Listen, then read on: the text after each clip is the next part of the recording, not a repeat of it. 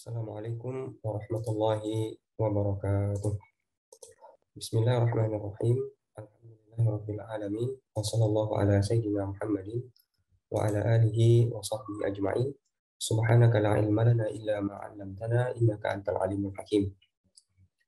Nawaina ta'alluma wa ta'lima wa tadhakkura wa tadhkira wa naf'a wal intifa' wal ifadata wal istifadata wal hasana tamassuki bi kitabillahi wa sunnati rasulih wa du'a ila huda wa dalalata ala khairi wa wajhillahi wa mardatihi wa qurbihi wa thawabihi subhanahu wa ta'ala. Amma ba'du, insyaallah hari ini kita lanjutkan kembali pembahasan kita dalam permasalahan fikih ibadah, terkhusus pada permasalahan thaharah, di mana kalau kita melihat secara umum terlebih dahulu, dalam kitab Ar-Risalatul Jami'ah karya Habib Al-Habsyi ini, pembahasan thaharah hanya dipecah menjadi 3 fasal saja. Fasal yang pertama sempat kita bahas kemarin adalah rukun atau fardu wudu. Lalu fasal yang kedua yang kita bahas di pekan lalu juga mengenai kewajiban mandi bagi orang yang junub. Dan ini adalah fasal yang ketiga yang membahas mengenai kapan seseorang dianggap batal wudunya atau berakhir wudunya. Jadi sebenarnya 3 fasal ini sudah sepaket dalam artian membahas 2 hal utama dari maqasidut thaharah yang 4. Kita sempat singgung di awal bahwasanya thaharah itu secara maqasid, secara tujuan, secara apa sih thaharah itu terbagi 4. Ada yang namanya wudu, ada yang namanya mandi, ada yang namanya tayamum, lalu ada yang namanya istinja ya, atau menghilangkan najis. Nah, 2 yang terakhir ini belum dibahas dalam permasalahan fikih dasar ini. Baru dibahas 2 permasalahan awal, yaitu permasalahan mengenai wudu dan mandi.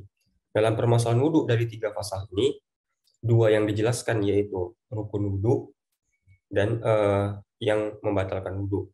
Plus 1 tambahan pembahasan yang kita bahas yaitu syarat-syarat wudu yang tidak tercakup dalam kitab ini. Dalam pembahasan mandi pun seperti itu. 2 yang dibahas yaitu kapan seseorang wajib untuk mandi dan kapan atau apa saja yang wajib dilakukan ketika mandi. Artinya rukun-rukun mandi apa. Yang kita ketahui kemarin bahwasanya rukun mandi ada 2, yaitu niat dan membasuh seluruh tubuh. Plus 1 juga yang tidak sempat kita bahas karena sama dengan wudu, yaitu permasalahan mengenai syarat-syarat mandi. Jadi seharusnya dari permasalahan ini kita dapati 6 hal. Rukun mandi, syarat mandi, yang rukun wudu, syarat wudu, yang membatalkan wudu, rukun mandi, syarat mandi, dan yang mewajibkan seseorang untuk mandi. Seperti itu. Insya Allah kita masuk ke pembahasan yang terakhir dari fikih thaharah di kitab ini, yaitu mengenai nawaqidul wudu atau apa yang membatalkan wudu. Qala al-musannif rahimahullahu ta'ala, nafa'ana Allah bi'ulumihi wa bi'ulumi masyayikhina fit dharain amin. Nawaqidul wudu'i, hal-hal yang membatalkan wudu ya, atau menyebabkan wudu itu berakhir. Nanti dalam beberapa kitab ada yang membuat judul dari 4 hal yang nanti akan kita bahas ini. Ada itu asbabul hadas namanya. Ada yang sebab-sebab seseorang berhadas. Ada lagi nawaqidul wudu ya, atau mubtilatul wudu ya. Jadi itu sebenarnya hakikatnya hampir sama, hampir mirip, serupa. Di mana intinya adalah ketika terjadi hal ini, maka seseorang dianggap tidak berwudu lagi. Sehingga nanti ketika dia harus melakukan suatu ibadah yang menuntut kepada wudu, sebagaimana yang sempat kita singgung di pertemuan sebelumnya, ketika dia mau sholat, dia mau tawaf, memegang mushaf, dan membawa mushaf, maka dia harus dalam keadaan berwudu. Ya, artinya dia wudu dulu, baru melakukan 4 hal tersebut. Ya, jadi nawaqidul wudu atau di kitab lain asbabul hadas atau nanti juga bisa mubtilatul wudu artinya sama. Ada berapa? Semuanya ada 4 secara umum. Ya, jadi nanti di kitab manapun juga kita akan temukan 4 semuanya. Oke. Apa itu yang membatalkan wudu? Wa yanqudul wudu'a al-khariju min ahadis sabilaini al-qubuli awid duburi ala makana. Yang membatalkan wudu Yang pertama, ya, al-khariju min ahadis sabilaini, sesuatu yang keluar dari dua jalan, dari salah satu dari dua jalan. Apa itu yang dua jalan? Al-qubuli awid duburi, keluar dari kubul dan dubur, jalur depan maupun jalur belakang. Ya, jadi adanya sesuatu yang keluar dari salah satu dari dua jalan ini menyebabkan wudhu batal. Ya, apapun yang keluar dalam bentuk padat, dalam bentuk cair, dalam bentuk udara. Ya, tiga jenis zat keluar semuanya batal. Ya, batal wudhunya.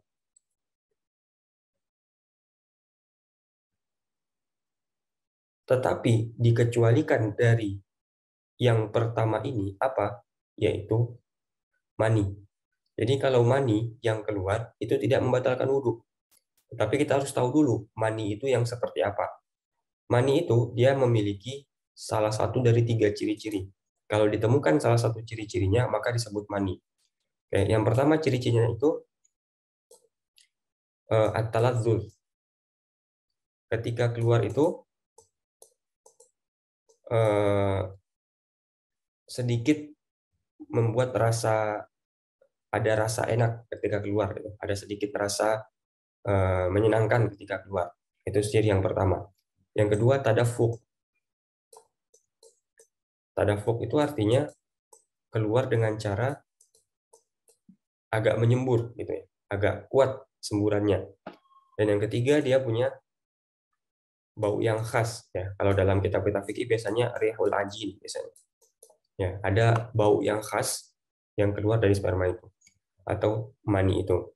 Ketika salah satu dari tiga ciri ini saja ada, jadi cukup satu, maka itu disebut dengan mani.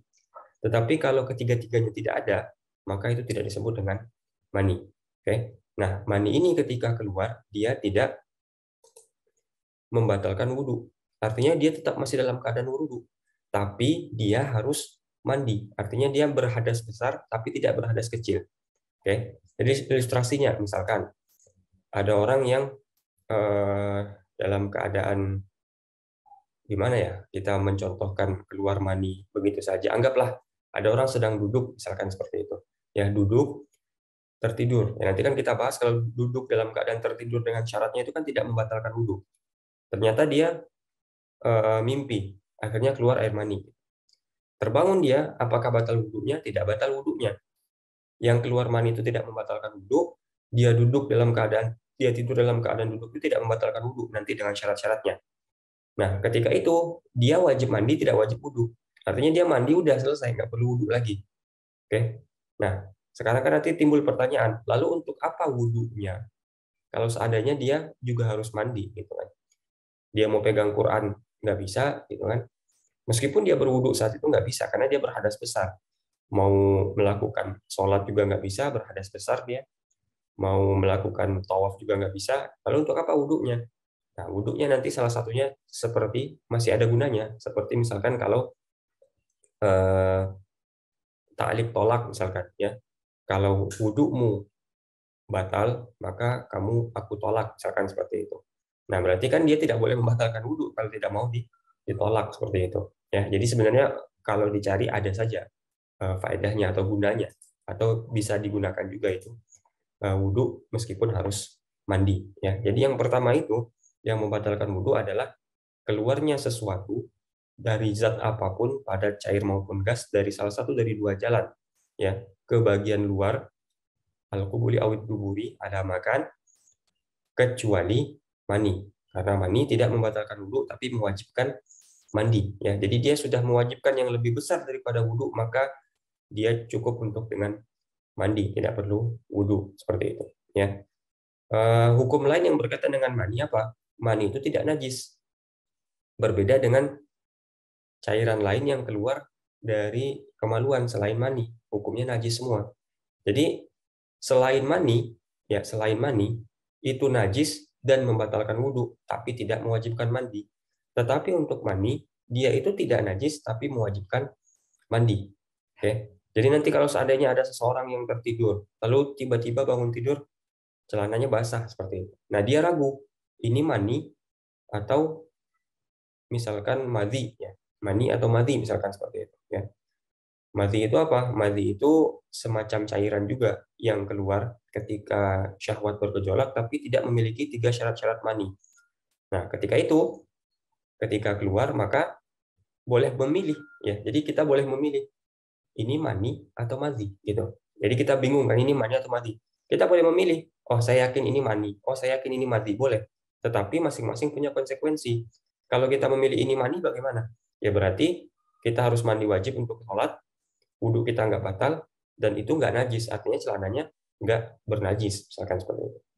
Tetapi kalau kita memilih itu madhi, berarti wudhunya batal, dia nggak perlu mandi, nggak wajib mandi, dan celananya terkena najis karena dia bukan mani gitu ya. Jadi berbeda hukum, berbeda pilihan, ada konsekuensi hukum masing-masing. Kita bisa memilihnya seperti itu.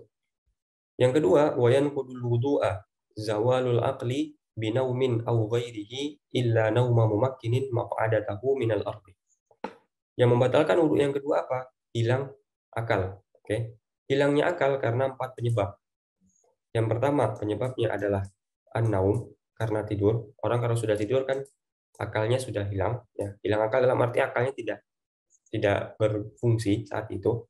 Ya. Yang kedua adalah pingsan, ilma, al-ilma. Orang ketika pingsan juga tidak sadar dengan dirinya. Oke. Yang ketiga mabuk, ya. Dan yang keempat adalah gila. Jadi yang menyebabkan akal itu hilang ada 4. Tidur, pingsan, mabuk, dan gila. Nah, ketika ada salah satu dari yang 4 ini dialami oleh seseorang, maka batal wudhunya. Seperti itu. Oke. Itu yang menjadi pokok utama. Makanya zawalul akli, hilangnya akal, binaumin, dengan tidur, au ghairihi, atau selain tidur. Nah, maksudnya berarti ghairihi ini adalah 3 hal yang tadi kita sebutkan selain dari tidur. Ya, jadi 4 yang menyebabkan hilangnya akal. Kecuali, jadi setiap ini ada pengecualiannya. Ya. Jadi kalau di atas pengecualiannya adalah illal mani. Illal mani. Nah, kalau yang nomor 2 pengecualiannya apa? Pengecualiannya tidur, ya, tidur yang masih tetap pinggul atau penyangganya di tempat dia berada. Oke, jadi kita contohkan seperti duduk. Ya, kita duduk itu kita kan menyangga tubuh kita ke tanah, gitu kan? Ya, pinggul kita di tanah, menyangga tanah. Ketika kita sebelum tidur, menjelang tidur, bangun tidur. Ya, jadi selama proses itu masih tetap di posisi itu, tidak berubah-ubah, maka dia tidak batal wudhunya. Oke, ingat kembali lagi, tidak semua tidur yang tidak batal wudhu. Tidur yang tidak membatalkan wudhu adalah tidur yang mana dari sejak sebelum tidur hingga bangun tidur lagi, penyangga duduknya, dalam arti pinggulnya, itu tetap di posisi yang sama, tidak bergeser, tidak berubah-ubah, gitu ya. Jadi kasarnya atau sederhananya tidur dalam keadaan duduk, bangun tidur masih duduk, gitu. Tapi kalau seandainya tidurnya duduk, bangun-bangun udah tidur, udah berbaring, nah itu udah batal wudhunya, seperti itu. Jadi bangun tidur masih dalam keadaan duduk, meskipun di atas kendaraan misalkan, ya, kendaraan dalam arti misalkan kita duduk di atas mobil, ya, mobil itu kan pasti duduk itu kan. Nah, bangun tidur masih seperti itu posisinya, maka dia tidak batal wudhunya. Atau di atas di atas hewan, kita naik kuda, tidur duduk di atas kuda, bangun tidur masih duduk, misalkan seperti itu kan, sangat kokohnya tubuhnya sampai nggak goyang, misalkan seperti itu. Nah, itu tetap tidak membatalkan wudhu, ya. Sekalipun kita bersandar, okay? Jadi kita bersandar pada suatu tempat, bahkan hingga sandaran itu kalau digeser orang tersebut jatuh, ya. Nah, ketika dia masih duduk, dia dalam keadaan masih berwudu gitu. Tapi kalau dia jatuh, ya baru dia batal wudunya seperti itu. Nah, jadi kalau selain tidur, pingsan, mau pingsannya duduk, mabuknya duduk, lalu satu lagi gilanya duduk, tetap batal wudunya langsung. Oke. Jadi yang pengecualian hanya tidur yang masih tetap kondisi penyangga duduknya sampai dalam keadaan bangun seperti itu, ya. Dan tidak boleh di antara tempat duduknya, ya. Jadi penyangga duduknya dengan buminya itu ada batas. Dalam arti tidak boleh tidur di awang-awang, ya. Tidak mungkin juga orang tidur di awang-awang, gitu kan, seperti itu. Ya. Jadi intinya nempel terus dari awal sampai akhir, seperti itu. Ya. Itu yang kedua. Nah, lalu ada pertanyaan, bagaimana kalau ngantuk? Ya, ada tidur, ada ngantuk. Ya. Ada nggak tidur, nggak ngantuk.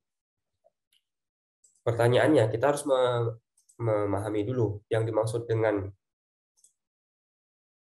tidur itu apa, ngantuk itu apa. Oke, batasannya bagaimana? Kalau seandainya kita masih mendengar perkataan orang lain, sekalipun kita nggak paham, itu namanya ngantuk. Oke, jadi batasan ngantuk itu seperti itu. Kita dengar orang lain ngomong apa, A, B, C, D, oke, tapi kita nggak paham, anggaplah nggak paham. Ya. Tapi yang penting dengar, maka itu masih dikatakan ngantuk. Tapi kalau udah nggak dengar lagi perkataan orang, itu udah tidur. Gitu. Ya, jadi orang tidur itu kan nggak dengar apa-apa lagi. Gitu kan. Makanya kalau ada orang sadar tapi dikasih tahu nggak dengar, ya berarti dia lagi tidur berjalan. Gitu. Ya, lagi tidur berjalan, karena dia udah nggak dengar lagi. Kaedahnya, kalau dia masih mendengar kata orang lain, maka dia disebut dengan ngantuk. Seperti itu. Nah, ngantuk apakah membatalkan wudhu? Jawabannya adalah tidak. Oke. Karena dia belum hilang akalnya, karena dia masih mendengar perkataan orang lain, ya masih ada kemungkinan menyadari perkataan orang lain, seperti itu. Ya, makanya harus dibedakan tidur dengan ngantuk ini, seperti itu. Oke. Lalu bagaimana kalau orang ragu? Saya tadi udah ketiduran atau masih ngantuk-ngantuk ya, atau sekedar biasanya kan yang laki-laki yang ketika dengar khutbah panjang, ya, atau bahkan mungkin nggak panjang ya, asal khutbah baru assalamualaikum, azan, habis azan biasanya langsung banyak godaan-godaan, biasanya seperti itu. Nah, nanti kan ada di saat dimana tadi saya udah ketiduran atau hanya sekedar ngantuk ya, nah seperti itu. Nah, dalam kondisi seperti itu kita bisa memilih gitu, mau yang mana menurut keyakinan kita itu lebih kuat gitu kan. Kayaknya saya tadi udah ketiduran, kayaknya tadi saya baru hanya sekedar ngantuk, belum tidur. Nah, itu bisa menurut keyakinan kita mana yang lebih kuat, tetapi masing-masing punya konsekuensi. Ya, meskipun kalau kita mengikuti kaedah tadi di awal, tertidur pun dia dalam kondisi khutbah tadi ya, kan dia tidurnya dalam keadaan duduk. Ya selagi dia nggak berbaring, gitu kan, selagi dia nggak berbaring ya berarti wudhunya juga nggak batal. Mau wudhu, mau mau tidur, mau ngantuk juga nggak batal keduanya, karena dia dalam kondisi duduk, ya kan. Kecuali kalau dalam kondisi lain, ya dia ragu dalam keadaan dia berbaring nih, lagi rebahan, lagi scrolling media sosial gitu kan, sambil nunggu waktu sholat misalkan, seperti itu. Nah, terus tiba-tiba nggak sadar, saya tadi ketiduran atau ngantuk ya. Nah, itu baru nanti kita memilih. Kalau kita memilih untuk ngantuk sepertinya, maka ya wudhunya nggak batal. Tapi kalau kita memilih, oh saya tadi ketiduran nih, berarti kita wudhu lagi karena wudhunya sudah batal dan kita dalam keadaan berbaring, artinya tidak duduk, makanya ada batal wudhunya, seperti itu. Nah, begitupun kalau kita ragu misalkan,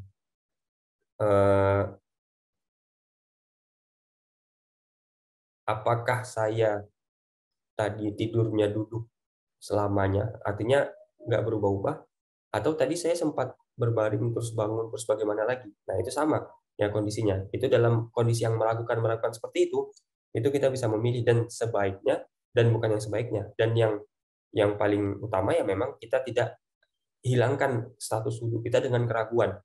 Artinya kalau kita ragu itu tidak bisa menghapus keyakinan. Itu kan ada kaidah dalam mazhab Imam Syafi'i kan, ya. Al yakin la yazulu bisyak. Ya, kalau kita yakin, wudhu kita kan yakin kan, sudah yakin kita pasti wudhu. Diragukan kita sesuatu yang membatalkan wudhu, maka yang meragukan itu tidak bisa menghilangkan yang yakin. Makanya kalau seandainya ada orang, saya sudah berwudhu terus main-main segala macam, saya tadi udah batal ya, sudah batal atau belum ya wudhunya? Maka dalam kondisi itu bagaimana? Kembali ke asal, ya, al yakin la yazulu bisyak. Dia tidak batal wudhunya, karena wudhunya yakin, membatalkannya meragukan. Begitupun sebaliknya, saya belum wudhu, lalu segala macam kegiatan, tiba-tiba timbul keraguan. Saya tadi udah jadi wudhu apa belum ya? Maka jawabannya kembali ke awal, tidak, belum wudhu dia. Oke, karena belum wudhunya yakin, wudhunya meragukan. Makanya kalau yang yakin A, yang tidak yakin B, maka pilih A. Atau sebaliknya, yang yakin B, yang tidak yakin A, maka pilih yang yakin B. Seperti itu. Mana yang yakin sekiranya. Kondisi kita sebelumnya gimana? Wudu atau tidak wudu? Yang meragukan itu dihilangkan. Seperti itu. Ya, itu yang kedua. Yang ketiga, wayan kudul wudu'a masu kubuli au duburi adamiyyin minhu au min ghairihi bibatnil kaffi wa butunil asabi'i kabiran kana au saghiran walau waladahu walau mayyitan. Yang membatalkan wudhu yang ketiga adalah masu kubuli au duburi adamiyyin, menyentuh ya kemaluan depan ataupun belakang adamiyyin, milik manusia. Oke, jadi menyentuh kemaluan milik manusia. Minhu, miliknya sendiri, au min ghairihi, atau milik orang lain. Bibatnil kaffi, dengan telapak tangan bagian dalam, wa butunil asabi', jari-jari bagian dalam. Jadi yang bagian dalam itu mana? Kalau kita letakkan tangan seperti ini, nah ini bagian dalam semua ini. Oke. Jadi kalau sela-sela di antara ini, yang tengah-tengah ini, itu nggak dalam. Belakang ini nggak dalam. Dalam itu yang terlihat dalam kondisi seperti ini, itu dalam. Jadi kalau menyentuh kemaluan depan belakang dengan kondisi atau dengan menggunakan bagian ini, maka batal wudunya, baik milik sendiri ataupun milik orang lain, seperti itu. Ya. Kabiron kana au saghiran, baik yang dipegang itu orang dewasa ataupun saghiran, anak kecil. Jadi memegang kemaluan anak kecil pun juga membatalkan wudhu. Ini kasusnya nanti prakteknya bisa misalkan ketika ada ibu-ibu yang sudah punya anak bayi, gitu kan. Jadi dia meskipun umur baru sehari, itu kalau dipegang kemaluannya tak batal. Makanya ibu-ibu kalau punya anak bayi dalam keadaan berwudhu misalkan, lalu anak bayinya buang air, dibersihkan, yang mau nggak mau kan memegang kemaluan bayi, gitu kan. Nah itu wudhunya batal karena memegang kemaluan bayi. Di sini nggak ada batasan apakah harus dewasa saja, tidak. Kabiron kan au saghiran. Mau sudah dewasa dia, mau anak-anak dia, ketika disentuh kemaluannya, yang menyentuh batal, gitu ya. Walau waladahu, ini tadi sempat kita sebut. Meskipun anaknya sendiri. Meskipun anaknya sendiri. Nah, ini kasusnya seperti apa? Kan kalau seandainya ada ibu dengan anak laki-laki atau ayah dengan anak perempuan, bersentuhan kan nggak batal wudhunya kan? Tapi kalau yang dipegang kemaluan, batal wudhunya, gitu. Jadi yang membatalkan yang ini bukan sentuhannya, tapi kemaluannya itu yang dipegang, seperti itu. Oke, jadi ini hati-hati. Walau mayitan, meskipun yang dipegang itu sudah meninggal dunia, ya. Meskipun yang dipegang itu sudah meninggal dunia atau sudah dalam keadaan mayat, jenazah, gitu kan. Jadi misalkan kita dalam keadaan berwudu lalu memandikan jenazah, nggak sengaja kepegang ataupun sengaja dipegang, tetap batal wudunya karena sebab persentuhan itu, ya. Meskipun satu jenis kelamin, ya, laki-laki megang punya laki-laki batal, ya, perempuan megang punya perempuan batal juga, punya sendiri batal, punya orang lain batal, seperti itu, ya. Jadi itu yang ketiga. Nah, apa yang membedakan nanti kaidah yang ketiga ini kan pakai masu, ya, pakai masu, masa. Masa itu artinya apa sih? Masa itu menyentuh, ya. Tapi menyentuhnya bagaimana? Yang batal cuma yang menyentuh, ya. Dalam arti yang megang, yang dipegang nggak batal. Oke, jadi misalkan laki-laki sama laki-laki, ada satu laki-laki megang kemaluan laki-laki yang lainnya. Yang megang pakai tangan bagian dalam itu batal wudhunya, tetapi yang dipegang nggak batal wudhunya. Oke, begitupun kalau perempuan dengan memegang salah satunya dengan bagian dalam telapak tangan atau jari, maka yang memegang itu batal, tapi yang dipegang nggak batal, seperti itu. Oke. Tapi bagaimana kasusnya kalau seandainya laki-laki sama perempuan? Misalkan ada perempuan memegang kemaluan laki-laki dengan bagian dalam, perempuannya pasti batal. Laki-lakinya batal apa tidak? Batal, tapi bukan karena yang ketiga ini, tapi karena yang keempat nanti, ya, bersentuhan laki-laki dan perempuan. Nanti kita bahas yang keempat, seperti itu, ya.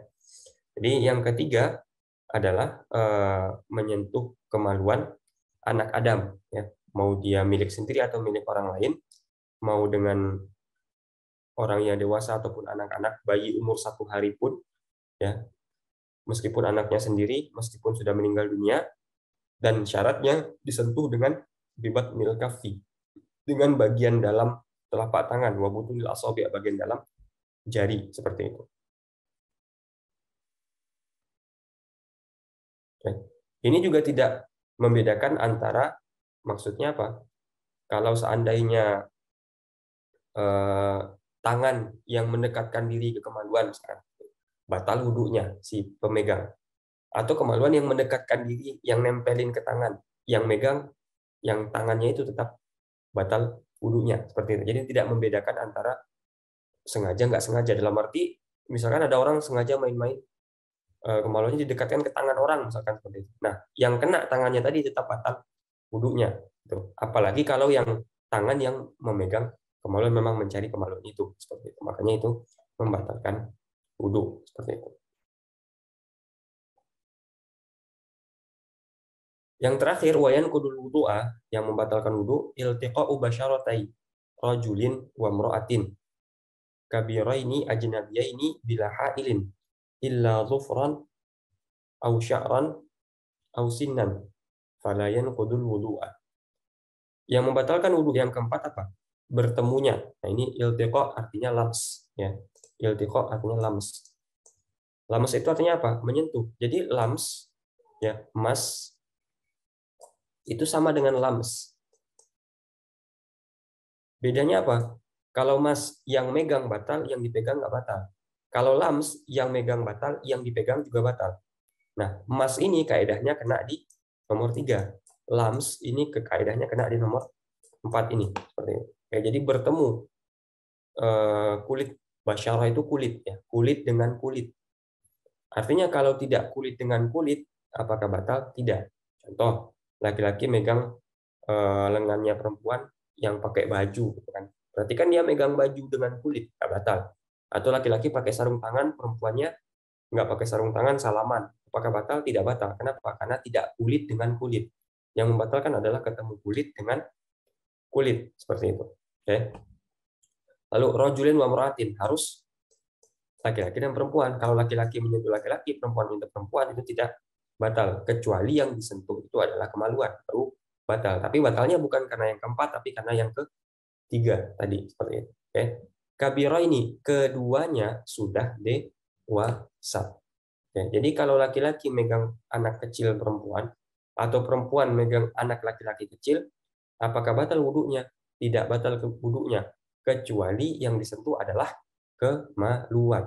Kalau di situ kemaluan, batal wudhunya, tapi bukan karena yang keempat, tapi karena yang ketiga. Oke. Yang ketiga, tidak memandang kabiran atau saghiran. Jadi semuanya batal kalau dipegang kemaluan. Tapi kalau seandainya yang keempat menyentuh selain kemaluan, laki-laki dan perempuan ini, maka harus dewasa kedua-duanya. Gitu. Oke. Jadi kalau laki-laki megang perempuan dewasa juga, kedua-duanya dewasa, tangan yang tidak menggunakan, tidak kulit tangan misalkan, atau salaman, batal langsung, kedua-duanya dewasa. Salah satunya masih kecil, tidak batal, seperti itu. Ajnabiyah ini kedua-duanya asing. Apa maksudnya asing? Kalau seandainya keduanya nikah bisa, gitu. Itu ajnabi itu seperti itu. Oke. Jadi misalkan A sama B, ya, ada A Ahmad sama Fatimah misalkan seperti itu, atau Ali sama Fatimah lah, ya. Ali sama Fatimah. Bersentuhan mereka, salaman mereka berdua. Oke. Batalkah wudhu mereka? Lihat, apakah mereka sama-sama sudah dewasa? Sudah. Boleh nggak mereka nikah kalau seandainya mereka akan nikah? Boleh. Boleh mereka berdua menikah. Berarti batal wudhunya. Tapi misalkan ada laki-laki pegang sama perempuan dewasa, dilihat kan, oh mereka nggak bisa nikah. Kenapa? Karena itu ibunya. Nggak mungkin kan nikah, nggak boleh kan nikah sama ibu sendiri. Berarti nggak bisa nikah sama ibunya, ya nggak batal wudhunya. Dengan siapapun yang tidak bisa dinikahi, maka tidak batal wudhunya. Kalau masih bisa dinikahi, berarti batal wudhunya. Seperti itu. Makanya kalau sekarang pertanyaannya, kalau suami istri pegangan tangan, batal nggak wudhunya? Batal. Kenapa batal? Karena boleh nikah, gitu. Kalau seandainya nggak batal, berarti itu dipertanyakan, lah kok nggak boleh nikah, bisa nikah, gitu kan? Oke. Jadi kaidahnya kalau mereka bisa nikah, batal wudhunya. Kalau nggak bisa nikah, nggak batal wudhunya, seperti itu. Oke. Jadi suami istri berpegang tangan batal wudhu karena mereka bisa nikah, gitu. Oke. Seperti itu. Itu yang kaidahnya penting. Bila hailin tadi, tanpa ada pembatas, ya, tanpa ada pembungkus misalkan seperti itu ya, pakai sarung tangan kah atau pakai apakah, maka kalau kulit ketemu sama kulit langsung maka batal wudunya seperti itu. Illa lufron, kecuali yang disentuh itu kuku ya. Kalau kuku, itu nggak membatalkan ya. Kuku itu kecil sekali ya, hampir tidak mungkin kalau kita cuma nyentuh kuku lawan jenis ya. Orang rambut, nah ini juga mungkin, kalau ini mungkin ya. Jadi misalkan ada laki-laki main sama perempuan yang nggak pakai hijab misalkan seperti itu, lalu dia, atau sebaliknya lah, yang supaya yang lebih sopan gitu kan, wanita main sama laki-laki nggak sengaja kepegang rambutnya yang agak panjang, tapi cuma rambutnya nggak sampai ke kulit rambut, maka itu tidak batal wudhunya karena rambut yang dipegang.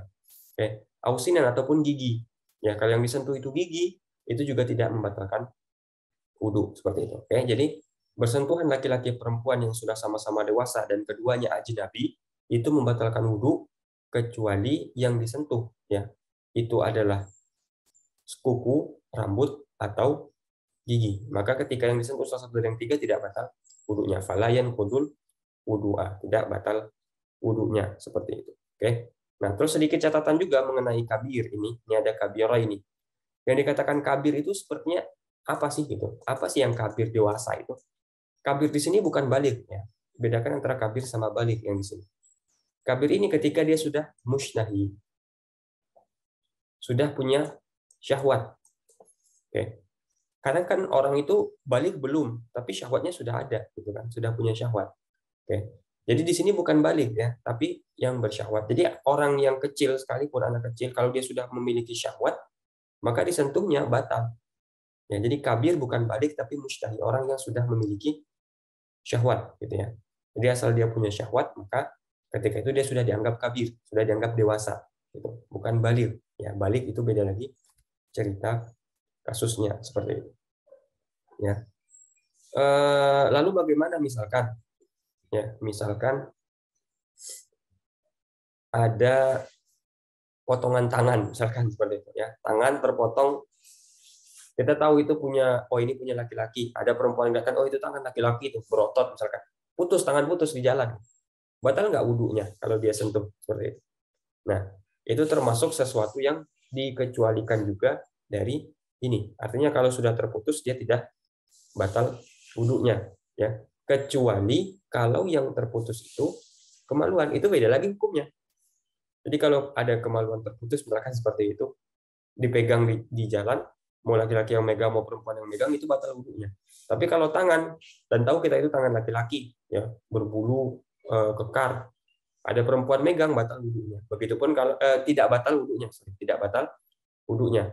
Ya, begitupun kalau ini tangannya kecil, kurus, gitu kan, halus, putih, misalkan. Nah, ini punya perempuan, laki-laki yang megang, batal wudhunya, tidak batal wudhunya seperti itu. Jadi bagian yang terputus dari tubuh tidak membatalkan wudhu kalau disentuh. Berbeda kalau kemaluan. Ya, kalau kemaluan tadi dibatal wudhunya bukan karena sebab yang keempat, tapi karena sebab yang ketiga. Jadi yang tiga dan keempat ini punya kaitan satu sama lain. Ya. Di 4 nggak batal, tapi kena di 3. Di 3 nggak batal, kena di 4 seperti itu. Ya. Jadi kalau kita simpulkan 3 yang 4 tadi, kalau laki-laki megang kemaluan laki-laki batal. Karena apa? Karena yang ketiga. Perempuan megang kemaluan perempuan, batal wudhunya. Karena apa? Karena yang ketiga. Laki-laki megang kemaluan perempuan, batal wudhunya, batal. Karena yang ketiga dan yang keempat. Perempuan megang kemaluan laki-laki, batal. Karena apa? Yang ketiga dan yang keempat. Seperti itu. Oke. Laki-laki megang kemaluan anak kecil, perempuan misalkan. Ya, laki-laki megang kemaluan anak kecil perempuan. Yang keempat dia nggak batal. Kenapa? Tidak batal karena yang keempat. Kenapa? Karena salah satunya masih kecil. Tapi batal karena yang ketiga, karena yang dipegang itu kemaluan. Begitupun sebaliknya, perempuan dewasa megang kemaluan laki-laki anak kecil. Tidak batal karena yang keempat, karena anaknya yang laki-laki masih kecil. Tapi batal karena yang ketiga, karena megang kemaluan seperti itu. Ya, laki-laki dewasa megang kemaluan laki-laki kecil. Ya, tidak batal karena yang keempat, karena laki-laki sama laki-laki kan. Tapi batal karena yang ketiga, yang dipegang adalah kemaluan, meskipun salah satunya masih kecil. Oke. Atau perempuan dewasa megang kemaluan anak perempuan kecil. Tidak batal karena yang keempat, karena sama-sama perempuan. Tapi batal karena yang ketiga. Karena apa? Karena yang dipegang adalah kemaluan. Jadi kalau kemaluan nggak ada pengecualian. Mau laki-laki yang megang, mau perempuan yang megang, mau dewasa, mau kecil, ya, mau punya mayat sekalipun, anaknya sendiri tetap membatalkan wudhu, ya. Nah, yang keempat, kalau seandainya ketemu kulit sama kulit, laki-laki dan perempuan sama-sama dewasa, artinya sudah punya syahwat, dan keduanya asing boleh menikah tanpa membatas, baru ketika itu dia batal wudhunya. Hilang salah satu syarat, maka tidak lengkap syaratnya sekaligus tidak batal, kecuali kuku, rambut, gigi, dan bagian yang terputus dari tubuh, seperti itu. Wallahu a'lam, demikian yang kita bahas pada pertemuan kali ini mengenai 4 hal yang menyebabkan seseorang batal wudhunya. Artinya ketika salah satu ini ada pada diri seseorang, dia tidak dianggap berwudhu. Apakah dia harus berwudhu saat itu? Jawabannya tidak, karena tidak ada yang menghendaki dia untuk wudhu. Kecuali kalau seandainya dia mau sholat, baru dia wajib wudhu. Jadi hukumnya wudhu sama hukum menyegerakan wudhu itu kasusnya sama seperti hukumnya mandi dengan hukum menyegerakan mandi. Itu 2 hal yang berbeda. Karena yang mewajibkan wudhu itu pertama adalah ada 4 hal salah satunya, dan ada sesuatu yang akan dikerjakan dan butuh kepada wudhu, baru wajib menyegerakan mandi. Tapi wajib wudhu, menyegerakan wudhu. Apakah wajib wudhu saat ini? Misalkan kita tidak berwudhu dan kita nggak mau megang mushaf, nggak mau sholat, nggak mau tawaf, nggak mau membawa mushaf, apakah wajib kita berwudhu segera saat ini? Tidak. Ya nanti aja kalau seandainya kita mau melakukan salah satu dari 4 hal itu. Begitupun dengan mandi. Kita bangun tidur, ya, atau misalkan setelah sholat subuh, ya, kita ketiduran, lalu junub. Nah, apakah wajib mandi bangun tidur itu? Kan tidak. Wajib mandinya nanti zuhur, kalau udah mau sholat zuhur. Atau kalau mau megang Quran, ya berarti ketika mau megang Quran itu wajibnya. Seperti itu. Jadi 2 hal yang harus dibedakan. Kapan wajibnya wudhu, wajibnya mandi, dan kapan wajib menyegerakan wudhu dan wajib menyegerakan mandi. Seperti itu. Oke? Demikian pertemuan kita pada hari ini. Semoga ada manfaatnya. Naktafi bihadzal qadar. Wassallallahu ala sayyidina Muhammadin wa ala alihi washabbihi wasallam. Alhamdulillahirabbil alamin.